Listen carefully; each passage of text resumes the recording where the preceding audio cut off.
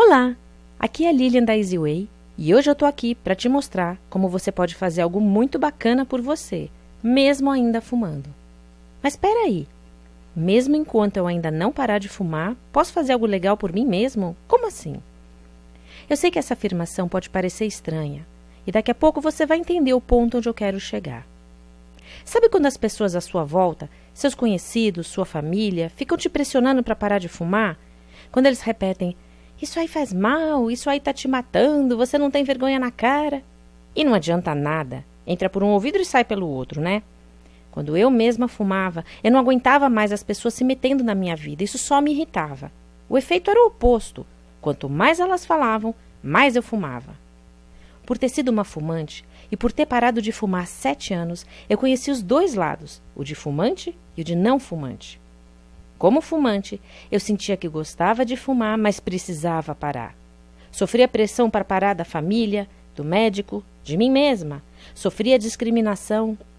Eu conhecia também o lado de não fumante, o qual eu tenho certeza, eu vou permanecer para sempre. Mas uma coisa eu sei, se tem algo que não adianta nem ajuda a gente, é essa pressão. Então, eu não quero ser mais uma chata na sua vida te encher com esse papo. Além de não adiantar, ainda deixa a gente mais irritado. Ao invés disso, eu vou focar no que você pode fazer para deixar a sua vida melhor e mais gostosa hoje, mesmo ainda fumando. Então, vamos lá?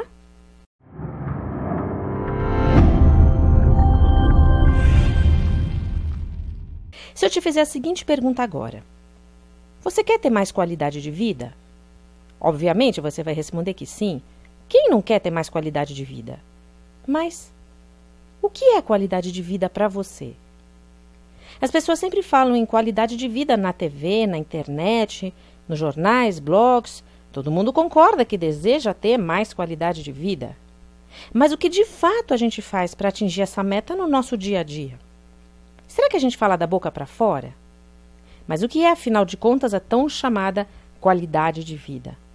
É uma expressão bonita, todo mundo concorda. Mas nós seguimos vivendo na correria do dia a dia, esperando que um dia a gente possa melhorar a tal da qualidade de vida. Uma vez eu ouvi uma frase do John Lennon e eu acredito que ela expressa esse sentimento com perfeição. Ele dizia: a vida é o que te acontece enquanto você está ocupado fazendo outros planos. Essa frase teve um impacto grande na minha vida. Me fez parar e refletir. O que ela significa? Em primeiro lugar, significa que apesar da gente querer realizar as coisas do nosso jeito, a vida vai acontecendo, vai se impondo e muitas vezes se moldando diferente do nosso desejo, apesar dos nossos planos iniciais e dos nossos sonhos. Às vezes, a vida traz boas surpresas. Às vezes, a gente se sente frustrado por não conseguir realizar as coisas que deseja, pelos empecilhos que acabam ocorrendo ou por diversos outros motivos. De vez em quando, a gente faz as contas sobre a nossa idade, faz um balanço das nossas conquistas e perdas e se pega de calça curta ao ver os anos passando. E essa frustração vai brotando, porque as coisas não evoluíram do jeito que a gente gostaria. Por que será?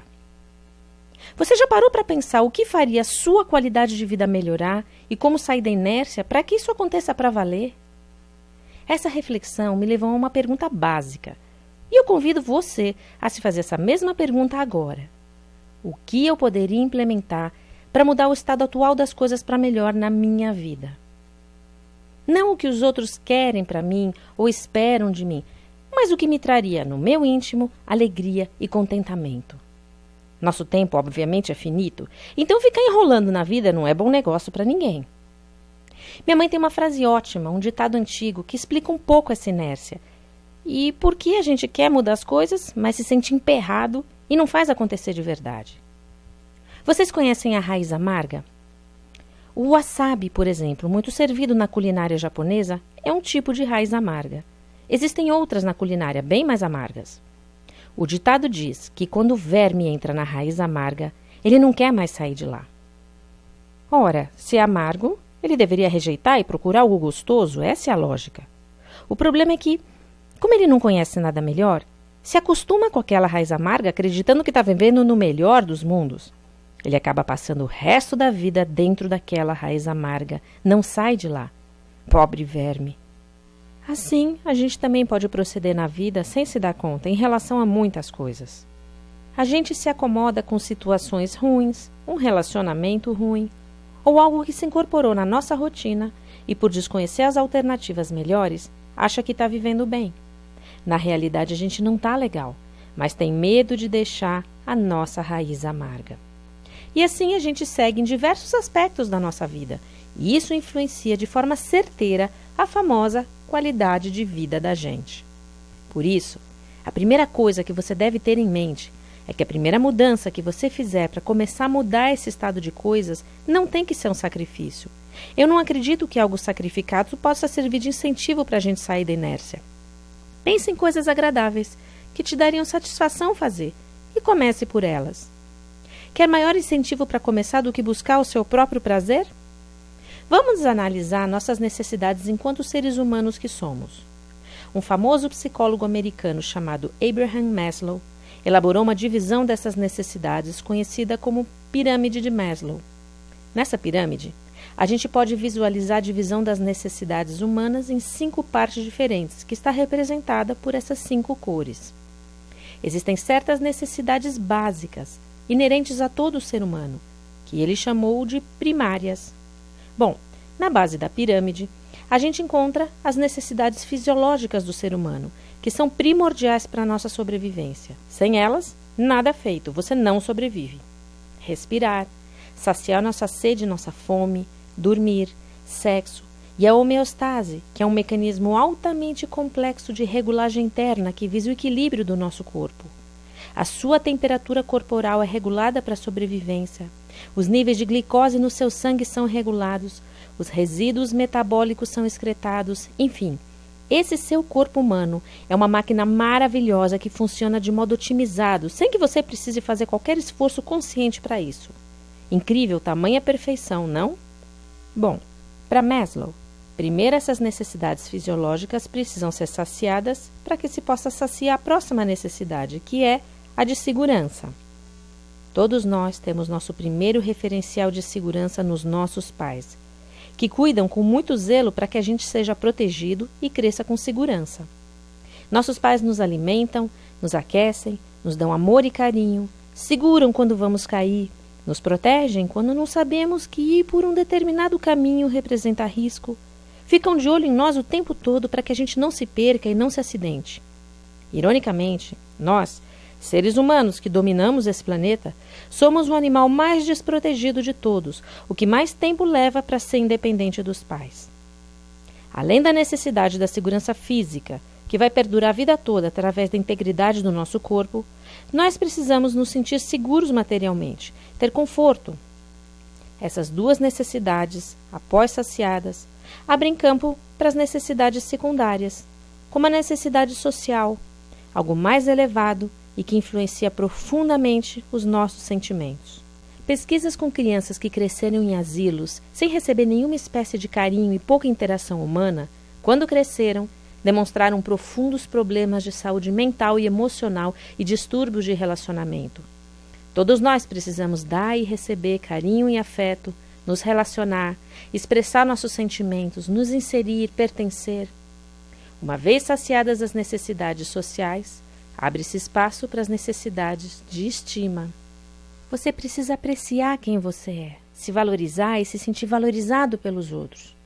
A baixa autoestima é uma das coisas que mais desestabilizam emocionalmente o ser humano.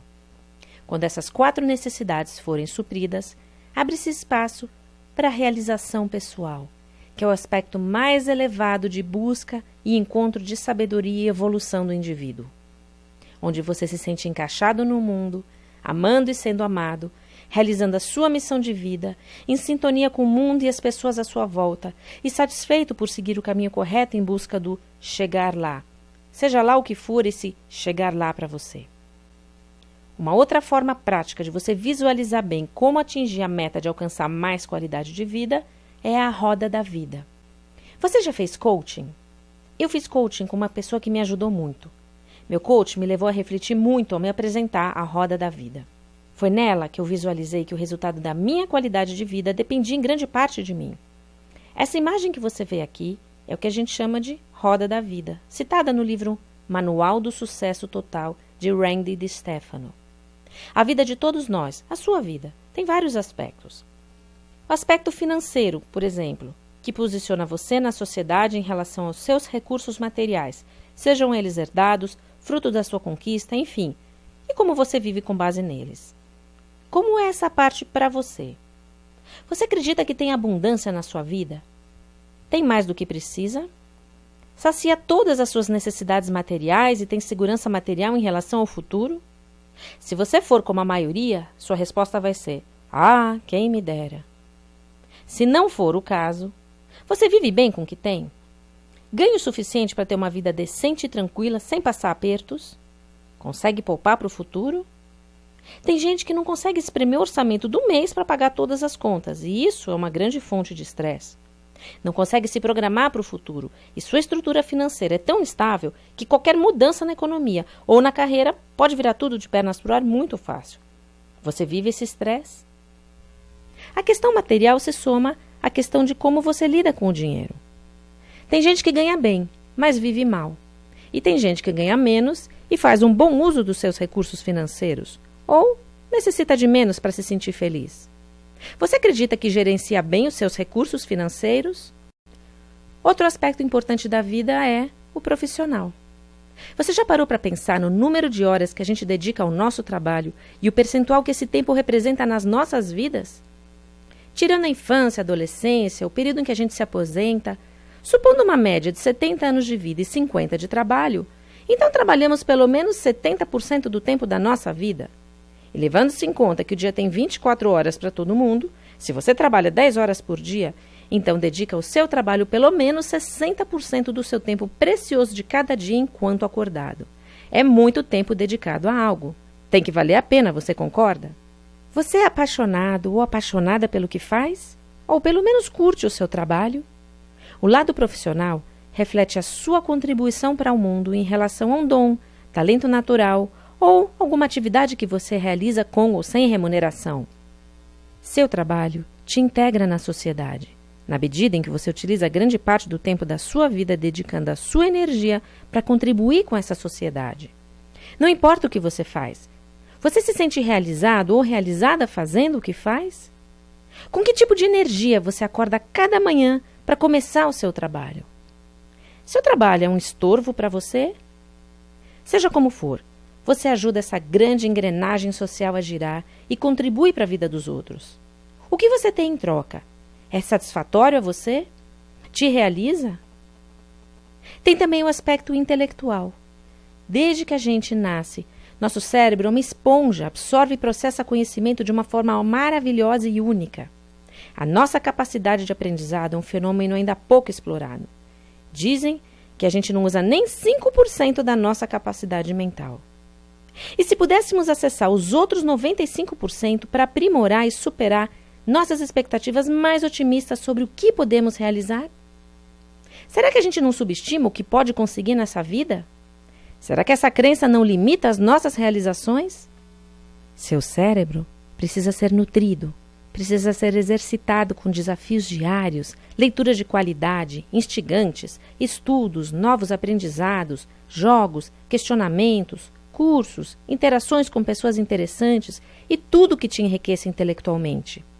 É como se ele fosse um músculo que atrofia quando não é utilizado e que se fortalece e expande a sua capacidade se desafiado e utilizado constantemente. O aspecto intelectual posiciona você em termos de evolução e crescimento enquanto ser humano, em termos de cultura, inteligência, te faz um ser pensante dotado de poder crítico e que busca se compreender e interagir melhor com os demais a seu redor. Ele te leva a refletir sobre a vida em geral e tomar as atitudes mais benéficas para você, sua família, as pessoas que se relacionam com você e, em última instância, o planeta no qual você vive. Você sente que seu intelecto está em evolução? Se sente desafiado a aprender coisas novas, ouvir ideias novas, a ultrapassar seus limites? Ou sente que está estagnado e desmotivado nesse aspecto? O aspecto emocional. Talvez este seja o mais complexo do ser humano e, com certeza, um dos principais dessa vida. Do equilíbrio das nossas emoções depende o nosso bem-estar. Nossas emoções definirão se nos sentiremos bem ou mal por dentro diante de cada situação das nossas vidas, em relação às pessoas ao nosso redor e de como interagimos com elas. Nossas emoções nos guiam nas nossas escolhas e definem nossa postura e atitude diante da vida. A mesma besteirinha acontecendo para duas pessoas diferentes pode levar uma a rir da situação e levar a coisa no bom humor, e a outra a se enfurecer. As situações da vida não mudam, mas a sua reação a elas sim, e isso pode fazer toda a diferença no mundo, na forma com a qual você se sente por dentro e toca a sua vida. Vamos falar um pouquinho do lado espiritual. Normalmente pensamos no lado espiritual como uma conexão com a religião, e essa conexão pode ser extremamente poderosa. Mas uma pessoa pode ser altamente espiritualizada sem ter conexão com uma religião. E pode até se considerar religiosa sem ser espiritualizada.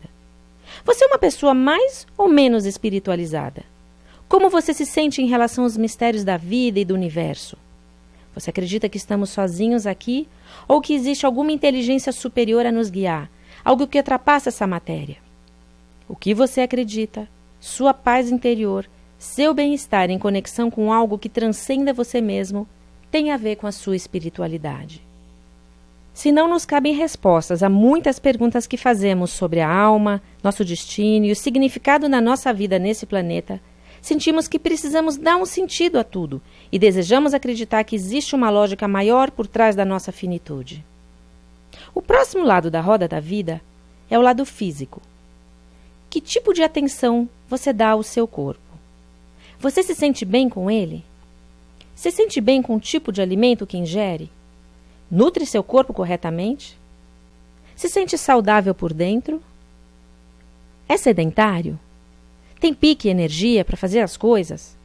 Disposição? Exerce alguma atividade física regular? Se sente preguiçoso, letárgico? Todos sabem que o aspecto físico é determinante para a sua saúde e longevidade. O combustível que você bota para dentro da sua máquina faz com que ela te leve pela vida e responda de acordo com o que recebe. Olha só que coisa interessante. A gente já chegou na metade da roda da vida e todos esses aspectos que você viu até agora estão profundamente conectados. Por exemplo, o lado físico precisa estar bem para que todos os outros possam fluir por todas essas outras dimensões da sua vida. É esse equilíbrio que vai definir a sua saúde física, mental e emocional. Como você cuida do seu físico? Está cuidando da sua máquina hoje? Para que você se sinta bem por estar vivo, com a sua energia fluindo, de forma que você possa aproveitar todo o potencial com o qual a natureza te presenteou? Cuida com sabedoria da sua máquina, para que no presente e no futuro ela lhe traga os benefícios desse cuidado? Você abusa do seu corpo? Nunca? De vez em quando? Diariamente? Não tenha receio de se questionar. Esse questionamento é saudável, necessário e fundamental para o seu sucesso na roda da vida, a sua vida. Agora vamos ver um outro aspecto da vida que pode nos elevar às alturas ou pode nos tornar miseráveis: o relacionamento conjugal. Você compartilha um lar com quem um dia decidiu seguir a vida junto? Vocês dois hoje são parceiros de vida? Vivem em harmonia? Colaboram para o crescimento mútuo? O aspecto do relacionamento conjugal pode proporcionar uma plenitude e uma cumplicidade muito enriquecedora nas nossas vidas. Para ser ouvido, é preciso ouvir. Para ser compreendido, é preciso compreender. Cultivar no dia a dia a atenção e o carinho pelo outro volta em dobro para a gente. Embora seja uma troca, o segredo é ser generoso com o outro. E com essa postura, você colhe os frutos bonitos de uma relação saudável. É um dos maiores desafios do ser humano, mas altamente compensador. Invista no sonho, retome a paixão, mas acima de tudo, se lembre que seu relacionamento é como um jardim. Você não pode ter um jardim bonito deixando de proporcionar sol, água e nutrientes a ele, ou só proporcionando de vez em quando, e abandonando esses cuidados o resto do tempo. O cuidado deve ser constante, diário. Pequenas gentilezas, carinho, atenção e respeito mútuo têm que fazer parte da rotina. O próximo aspecto é o do relacionamento social. Você cultiva amizades ou não tem tempo para elas? Você tem amigos verdadeiros? Se precisar de alguém por qualquer razão, terá com quem contar? Se considera alguém que ajuda quando acionado? Como os outros veem em você? O relacionamento social deve ser uma prioridade ao longo de toda a sua vida, independentemente da sua faixa etária. Dizem que quem tem amigos tem tudo, e eu acredito que isso seja verdade. A vida fica mais gostosa e alegre com amigos. Invista neles. Eles são preciosos. Outro aspecto da vida, certamente um dos mais desafiadores também, é o relacionamento familiar. A sua família se parece com um comercial de margarina? A minha certamente não. Eu tenho um filho de 4 anos e fico pensando o que vai acontecer quando ele virar um adolescente. Será que filhos são como loteria? Será que você precisa de sorte para ter bons filhos? É importante tratar as pessoas da nossa família com respeito, sem gritar, tentando entender, desenvolvendo a arte da paciência e, às vezes, haja paciência. Eu aceito que, assim como eu tenho os meus defeitos, eles também têm o deles. Eu tento viver em harmonia e sempre coloco o amor acima de tudo quando esquento a cabeça. Ninguém disse que ia ser fácil. Dê o seu melhor, espere pelo melhor e torça para que todos tenham saúde. O que mais se pode desejar? Esse aspecto da família é um dos pilares mais importantes da nossa vida. Um engenheiro sabe que não pode fazer um pilar que sustenta bem uma edificação com materiais deficientes, com concreto ou ferro de má qualidade. Os materiais têm que ser de primeira. Foi só encarando a roda da vida que eu vi um dos aspectos mais importantes em relação à família, mais que eu negligenciei a vida toda: o meu futuro com eles. Sabe aquela frase, o futuro a Deus pertence? Ela nos leva a ser passivos, como se o futuro não fosse consequência pura das nossas atitudes do presente, como se a gente não tivesse construído a nossa base, o nosso pilar. E esse é o maior dos equívocos que a gente pode cometer. Hoje, eu tenho plena consciência de que eu sou responsável por criar o meu futuro. A gente é que faz o nosso futuro a cada segundo do dia de hoje. Aqui e agora, eu estou fazendo ele, nesse exato instante. Foi aí que eu pensei pela primeira vez. Como será que vai ser o meu futuro?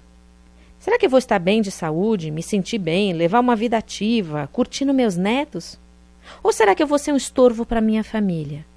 Eu que tenho uma vida tão atribulada, eu sei que meu filho vai ter a sua carga de responsabilidades na vida dele quando for adulto. A vida moderna tende a ser estressante e altamente competitiva para todos nós, cada vez mais. Será que eu vou querer ser mais um peso na vida dele? De repente eu comecei a me sentir egoísta em relação à minha família.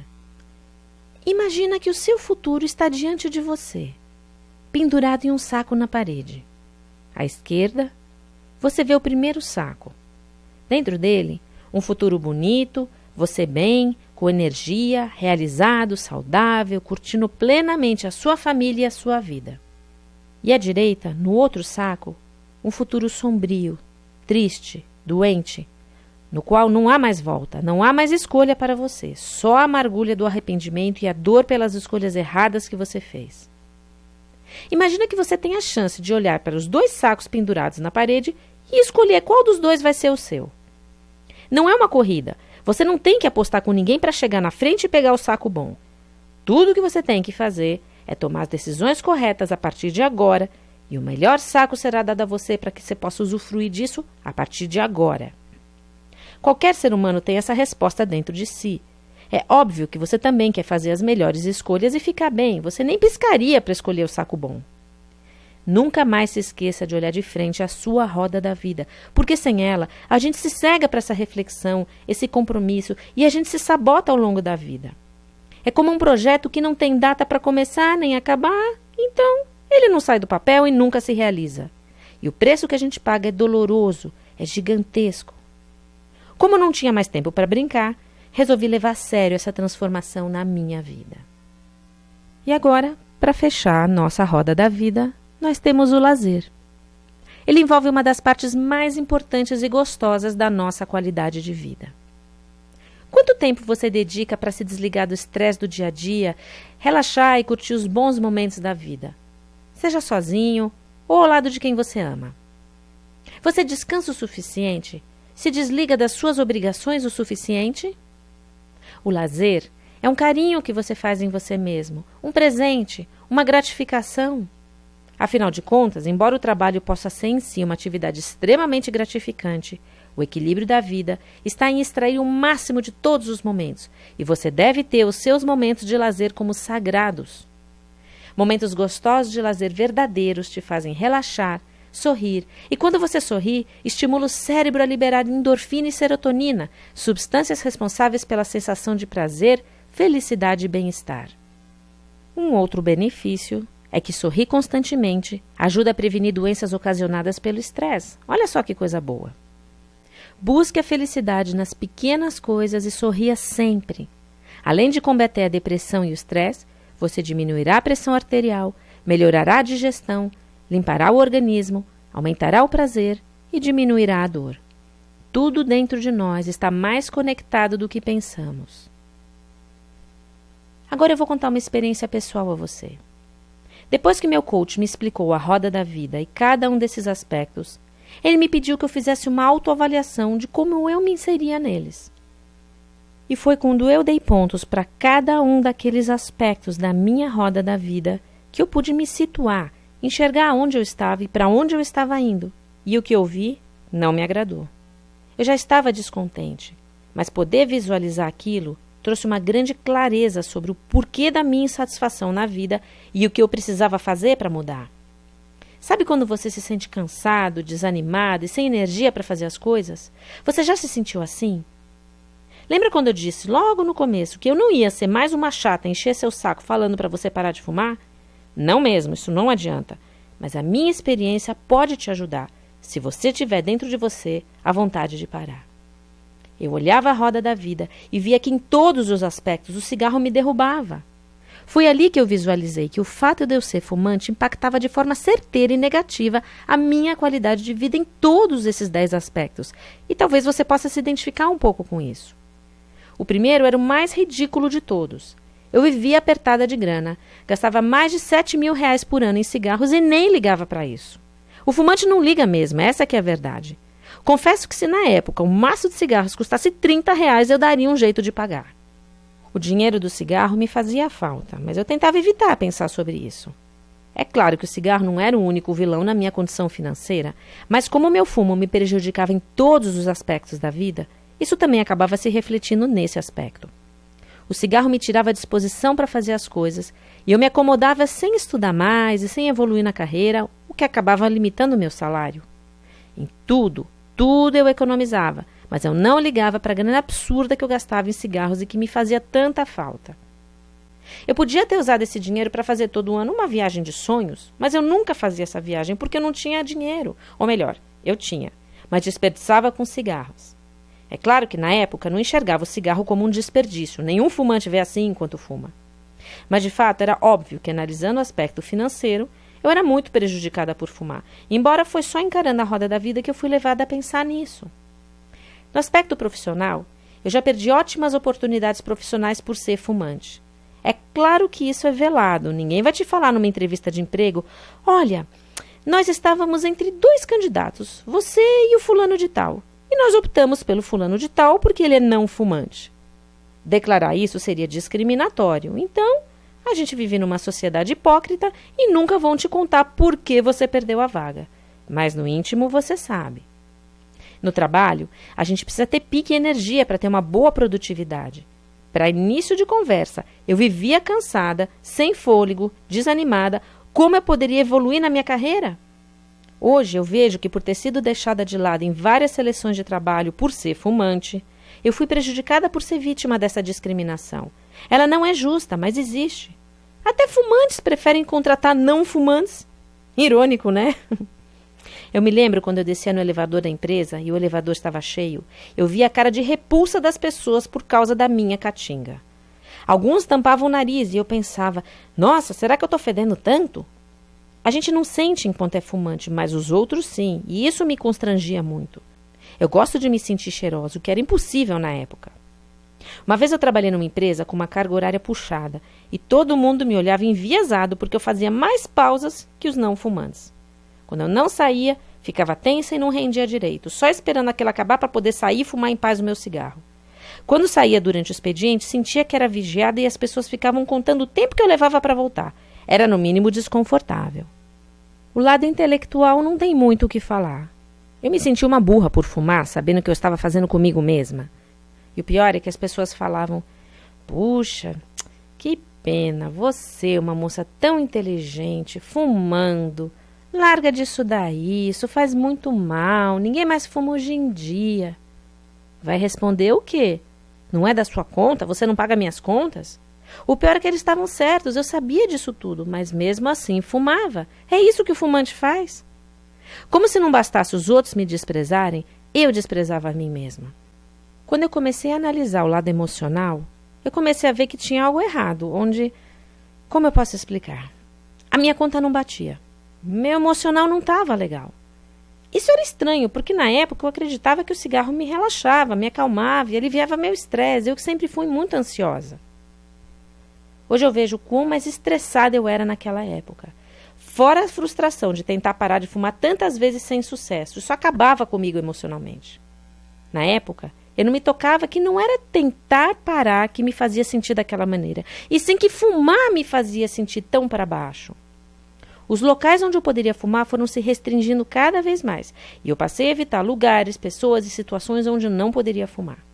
A vida começou a ficar mais limitada para mim.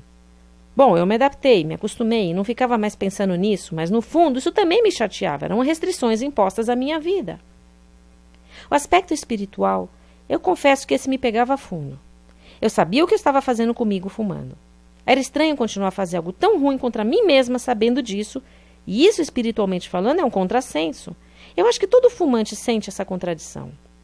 Todo mundo quer ir para o céu quando morrer, mas ninguém quer morrer mais rápido. E eu sabia os riscos que eu estava correndo e que o cigarro estava me matando aos poucos. Eu pensava, toma jeito, Lilian, você precisa parar. Mas saber disso não me ajudava a parar para valer. Do lado físico, é covardia. Mesmo sendo jovem, eu já senti os efeitos do fumo no meu corpo e na minha saúde, mas me sentia impotente. Eu tive uma avó que morreu de câncer e cada vez que eu pensava nisso, ironicamente, eu fumava mais. É claro que eu tinha medo do que o meu fumo poderia me causar, mas eu não enxergava a vida sem os meus cigarros. A gente vê aquelas imagens horrorosas nos maços e sabe o que a gente faz com elas quando põe o maço em cima da mesa? Vira para baixo. Eu fazia isso e aposto que você também faz.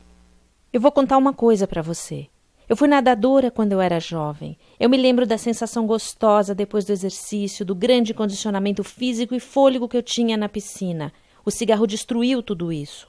Eu não conseguia ter fôlego para mais nada. Era a piscina ou o cigarro. Adivinha com qual dos dois eu fiquei? Eu tinha saudade de nadar, que era algo que eu adorava fazer, e o cigarro me roubou isso.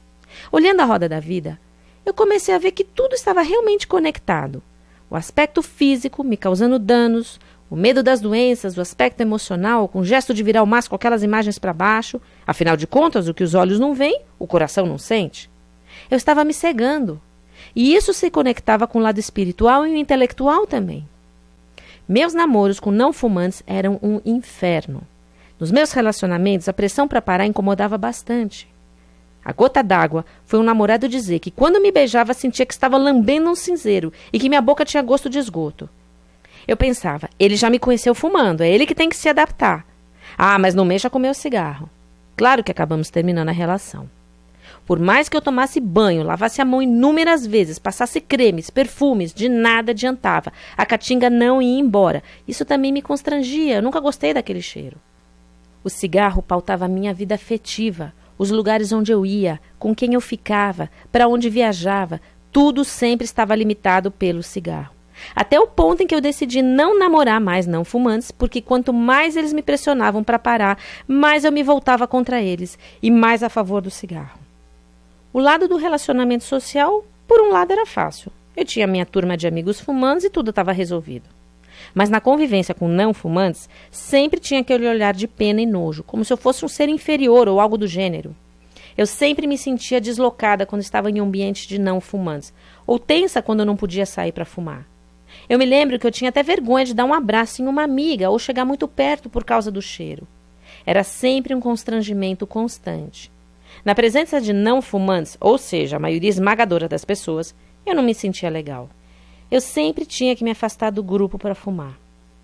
Quando a família se reunia, eu tinha que aguentar aquelas piadinhas infames sobre fumantes. Sempre alguém tocava no assunto me lembrando do meu vício que eu tinha que tentar de novo parar. Eu dava aquele sorriso literalmente amarelo de volta. Quando eu tentava parar, geralmente eu fazia isso secretamente, sem contar nada para ninguém, porque eu não queria mais saber da cobrança se falhasse mais uma vez. Eu também mentia sobre a quantidade de cigarros que eu fumava. Eram de 2 a 2 carteiras e meia de cigarros por dia, mas para todo mundo eu dizia que fumava um maço para não ser importunada. E fumar escondido, então? É ridículo um adulto que paga suas contas ter que fumar escondido, e isso me angustiava, não só sob o ponto de vista familiar, mas também emocionalmente. Eu não costumo mentir para minha família. No meu lazer, interessante que eu passei a apreciar atividades ao ar livre, onde eu poderia passear fumando à vontade. Não me sentia confortável em cinemas, nem em shoppings, nem viajando de avião, por exemplo.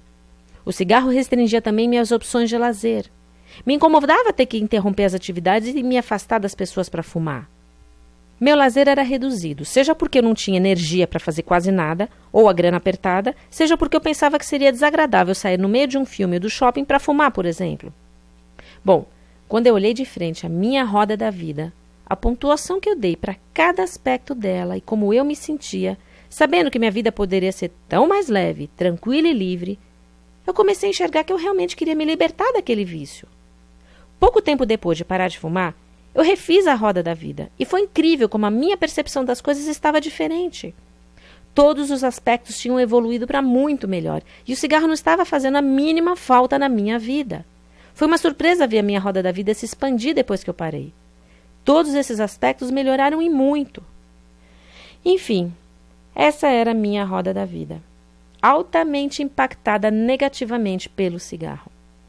Eu comecei a me questionar se eu realmente gostava de fumar o tanto que eu acreditava que gostava, e esse questionamento me ajudou a sair do vício. Eu discutia muito isso com meu coach. Por exemplo, eu falava que não estava preparada para muitas das mudanças que eu desejava. Eu simplesmente não me sentia pronta, eu achava que não era o momento. E ele me levou a me questionar profundamente.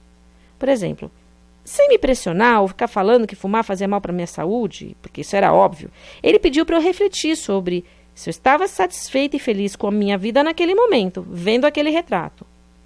O cigarro estava incorporado na minha rotina, na minha vida, e se era tão importante a ponto de eu considerar ele um grande companheiro, e que me ajudava em momentos difíceis, nos bons momentos também, então por que a minha avaliação da roda da vida era tão insatisfatória para mim?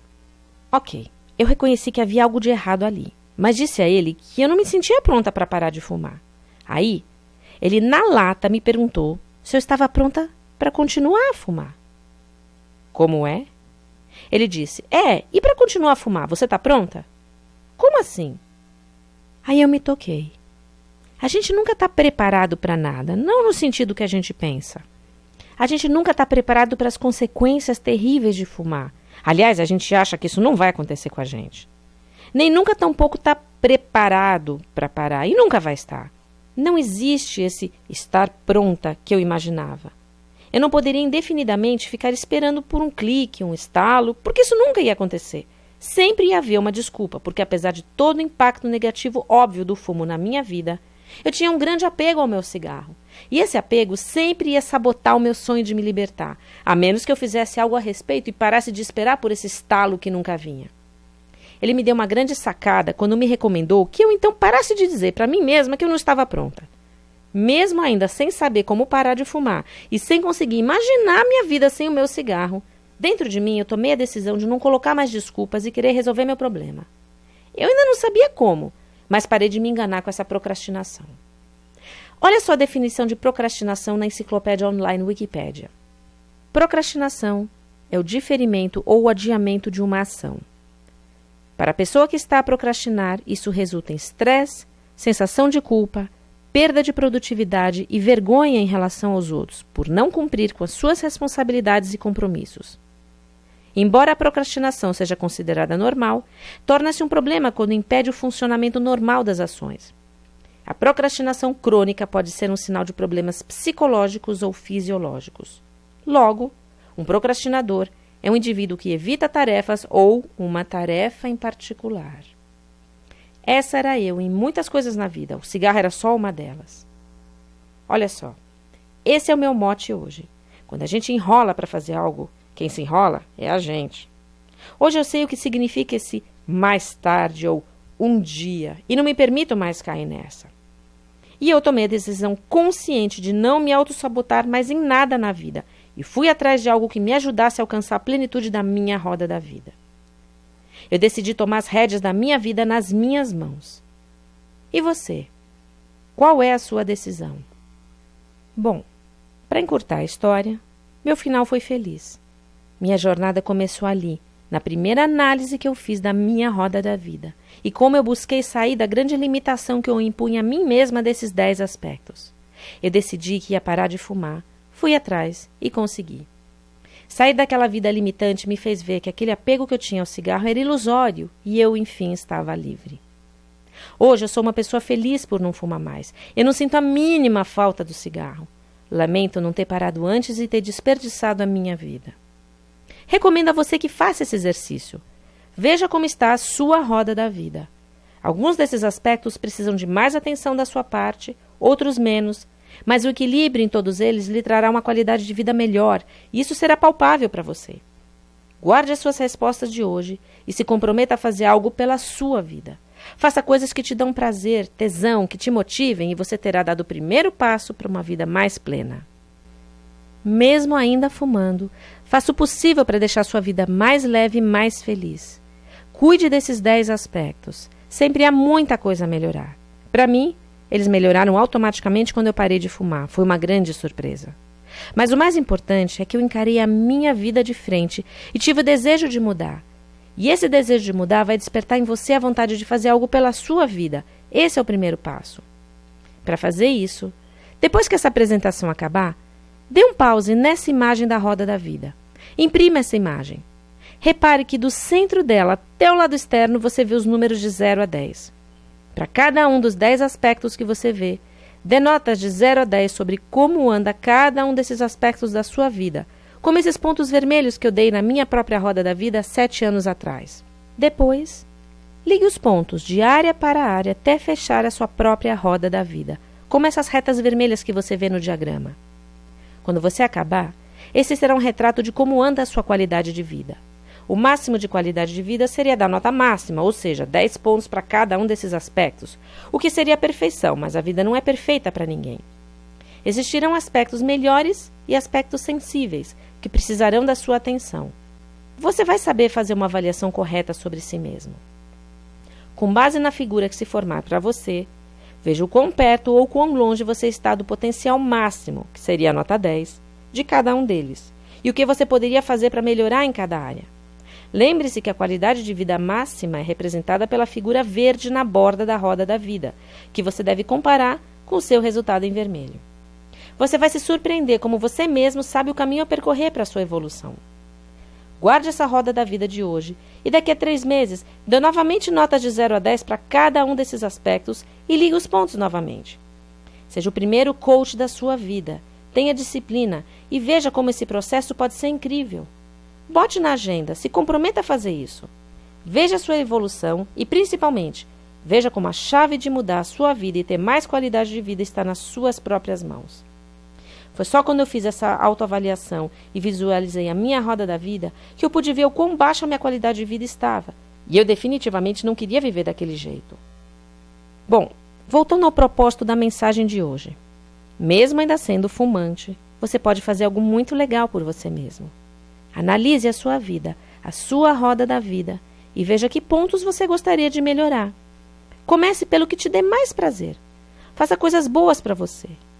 Mais momentos de lazer, uma convivência familiar com mais carinho e harmonia, um curso que você estava querendo fazer faz tempo, qualquer coisa que te traga satisfação e te torne mais feliz. Desejo que você possa expandir a sua roda da vida sempre e chegar perto de uma vida cada vez mais plena e realizada. Porque eu sei que quando você começar a se expandir, parar de fumar não vai mais ser uma opção para você. Vai ser uma prioridade, sem que ninguém fique te enchendo ou pressionando. Porque você é quem vai querer deixar para trás essa raiz amarga. E você vai realizar isso e ver como a vida pode ser maravilhosa sem o cigarro. Eu vou te dar algumas dicas inspiradoras preciosas que me ajudaram muito a chegar nesse caminho. Elas vêm de cenas de filme, das quais eu sempre me lembro quando eu tenho que tomar uma decisão, criar coragem para começar algo que eu tenho medo ou algo desconhecido para mim. Eu gosto muito de cinema. Assistir filmes é uma das coisas mais gostosas para mim. Assim como os livros, Filmes me inspiram a ter mais coragem na vida para fazer as coisas. Eles são grandes motivadores. Eu trouxe 3 cenas de filmes marcantes que eu queria compartilhar com você, porque eu acredito que essas cenas tocam em pontos sensíveis a todos nós. Quando eu era adolescente, assisti ao filme Guerra nas Estrelas, que contava a saga do jovem Luke Skywalker e sua evolução, e como ele aprende a usar a força para salvar o mundo. No filme, a força é uma energia poderosa que pode ser direcionada para o bem ou para o mal. Quem assistiu vai se lembrar, quem não assistiu não importa. Essa cena é a essência de como podemos encarar os desafios que surgem na nossa vida. E cada um de nós tem desafios. E cá entre nós, se eles não existissem, a vida não ia ter muita graça.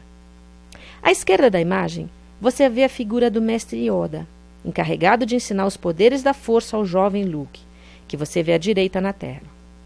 Nessa cena, Yoda ensina Luke a mover objetos com o poder da força, como se fosse mover um objeto com o poder do pensamento.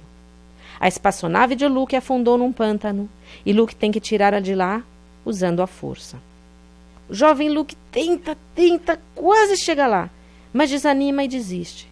Se sente fracassado. Então Luke diz que não acredita que para ele isso seja possível. E Yoda responde: é por isso que você fracassa. Isso me faz lembrar uma outra citação de Henry Ford. Se você pensa que pode, ou pensa que não pode, em ambos os casos você está certo.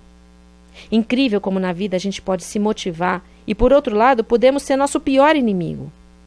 Nada que você queira fazer dar certo na vida sem autoconfiança. Lembra da pirâmide de Maslow que eu mostrei há pouco? Para ter autoconfiança, você precisa de uma base sólida lá embaixo. E para finalizar a lembrança de Guerra nas Estrelas, tamanho nada significa. Olhe para mim. Pelo meu tamanho você me julga? Minha aliada a força é, e poderosa aliada ela é. A vida a cria e a faz crescer. Sua energia nos cerca e nos une. Luminosos seres somos nós, não essa rude matéria. Precisa a força sentir à sua volta, aqui, entre nós, na árvore, na pedra, em tudo, sim. E então, Yoda mostra sua decepção pela descrença do jovem Luke. Se concentra e usa a força para mover a espaçonave, retirando-a do pântano e elevando-a com sua força interior sobre o olhar espantado de Luke. Muito legal. Eu me impressionei muito com essa cena. Eu era adolescente quando assisti, mas ela me marcou profundamente e eu passei a acreditar que poderia realizar qualquer coisa que eu quisesse. Outra cena de um filme que me marcou muito foi uma cena de Indiana Jones e a Última Cruzada. O pai de Indiana é baleado pelo inimigo na frente dele e vai morrer. Só há um modo de salvá-lo: atravessar a caverna em que eles estão, buscar o cálice sagrado e dar ao pai a água desse cálice, ou então o pai morrerá. Eu acho que com a morte iminente do pai, Indy estava bastante motivado a agir. O que você acha? Então, Indy parte em busca do cálice sagrado, enfrentando os perigos da caverna para salvar a vida do seu pai. Ele consulta suas anotações e, segundo elas, tem de passar por 3 provas para merecer chegar até o cálice. A primeira envolve humildade. A segunda é uma simbologia sobre escolher o caminho correto. E a terceira é a mais emocionante de todas. Ele tem de caminhar por um abismo onde outros caíram, e isso vai contra toda a lógica existente. A única coisa que ele sabe é que precisa salvar a vida do pai, e vai de encontro a esse mistério. Quando ele chega à beira do abismo, se apavora porque não vê como resolver a questão. Diante dele, só um abismo a atravessar, e nenhuma resposta. Os amigos dele berram de longe para ele ir rápido, porque o pai está morrendo, e ele sente a pressão do tempo sobre a sua cabeça. Ele olha o abismo diante dos seus pés e diz em voz alta: impossível, ninguém pode pular isso. Como pode um ser humano vencer a gravidade e atravessar esse precipício? Esse abismo é o símbolo das barreiras que a gente acha que são intransponíveis na nossa vida. Voltando à cena, o pai está piorando, e se ele não fizer nada, vai morrer. Essa é a única certeza que Indiana Jones tem no momento. Então, ele se dá conta que, diante dessa situação, ele precisa ir em frente, apesar do medo e apesar de ir contra toda a lógica que ele conhece. E ele chega à conclusão de que atravessar esse abismo é o que se chama em inglês de leap of faith, ou seja, um salto de fé. Ele precisa acreditar que vai dar certo. Ele respira fundo, coloca a mão no peito, se enche de coragem e, mesmo sem entender nada, dá o primeiro passo, se arriscando a cair naquele precipício, mas acreditando que alguma coisa poderá salvá-lo e ir ao Pai. E o que era um passo de fé se mostrou algo totalmente dentro da lógica humana. Ele não cai e se surpreende com o que aconteceu. A sensação de alívio é visível no seu rosto. O tempo todo a resposta estava ali, diante dos seus olhos. Ele é que não via, porque estava enxergando tudo sob uma perspectiva errada. Havia uma ponte, e de acordo com o ponto onde ele estava, uma ilusão de ótica fazia parecer que aparentemente aquele era um abismo. Mas a ponte estava lá, o tempo todo. Incrível, não? Assim também na vida. Às vezes, a gente pode não enxergar uma verdade, uma solução que está diante dos nossos olhos, e por não enxergar, algo nos impede de seguir em frente. Às vezes, como no filme de Indiana Jones, basta ver a coisa sob uma nova perspectiva e tudo muda. O medo era irreal. E uma vez que se enxerga isso, tudo se resolve como que por mágica. Mas não é mágica. A resposta estava diante do nosso nariz. Essa cena realmente me marcou muito. E sempre que eu me deparo com um desafio na minha vida, eu me lembro dela. E me lembro que para tudo tem um jeito. Basta olhar as coisas sobre uma outra perspectiva. E o que antes era impossível passa a ser ridiculamente fácil. Tudo que a gente precisa fazer é acreditar e dar o primeiro passo. Mas é justamente esse primeiro passo que muitas vezes representa toda a diferença entre quem vence e quem fracassa. E por último, uma cena muito especial de um filme que eu amo. Uma cena que sacode a gente, porque a gente precisa se lembrar, a gente nunca pode esquecer.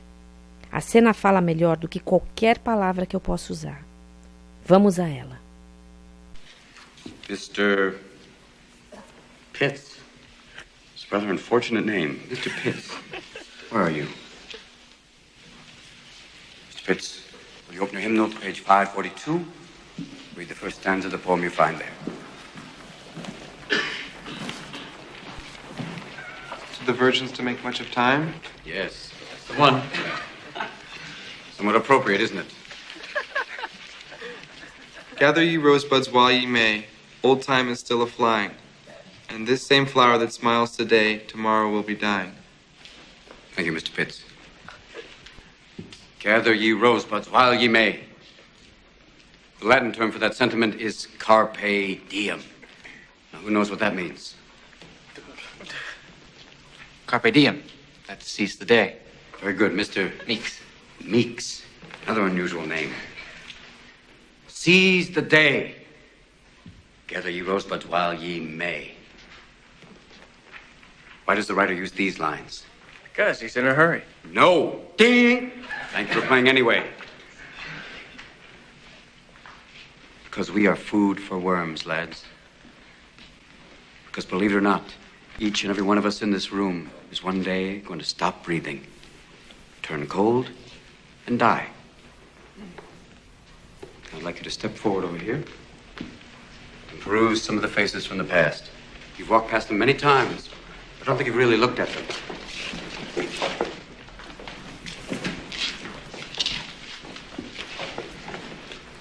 They're not that different from you, are they? Same haircuts, full of hormones, just like you. Invincible, just like you feel. The world is their oyster. They believe they're destined for great things, just like many of you. Their eyes are full of hope, just like you. Did they wait until it was too late to make from their lives even one iota of what they were capable? Because you see, gentlemen, these boys are now fertilizing daffodils. But if you listen real close, you can hear them whisper their legacy to you. Go on, lean in. Listen. You hear it? Hear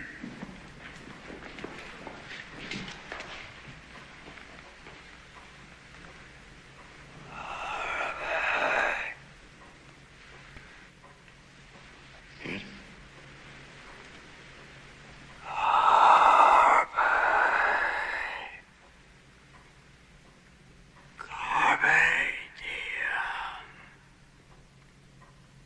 Seize the day, boys.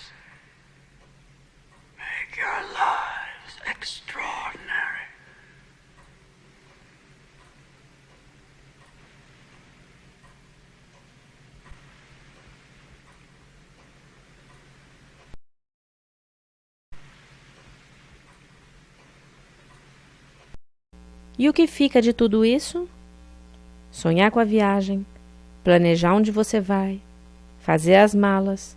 Tudo que envolve a viagem e mesmo voltar para casa é tão importante quanto a viagem em si. A viagem é a vida de cada um de nós. Aprecie a sua, cuide dela, valorize ela, cada segundo dela. Faça o melhor que puder. É a única vida que nos foi dada. É sagrada. Faça tudo para vencer os desafios que a vida certamente vai te colocar. Mas quando você chegar lá, vai ter valido a pena cada segundo. E você jamais vai ter se arrependido de não ter tentado, de não ter vivido. Tudo que se realiza, quando se olha para trás, se vê que a dificuldade estava só na nossa cabeça. Acredite e faça acontecer. É isso aí. Eu espero que você tenha apreciado esse presente da Easy Way. A vida é mesmo muito curta. Portanto, curta a vida mesmo. Dê o primeiro passo, depois um passo de cada vez e depois todos os passos a que você tem direito. Viva a cada dia uma vida extraordinária.